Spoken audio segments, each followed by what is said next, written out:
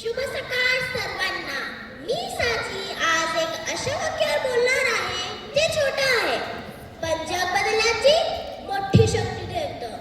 ते म्हणजे मी बदलले तर जग बदलेल. हो, जग बदलायचं असेल तर आधी स्वतःला बदलावं लागतं.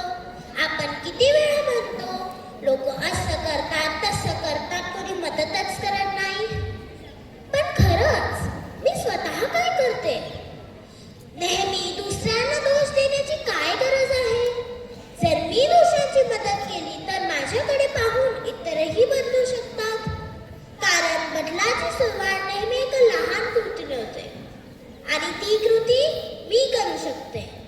मी बदलले तर परिस्थिती बदलते. मी बदलले तर मन बदलतात. मी बदलले तर जग बदलतं. बदल माझ्यात, क्रांती जगात.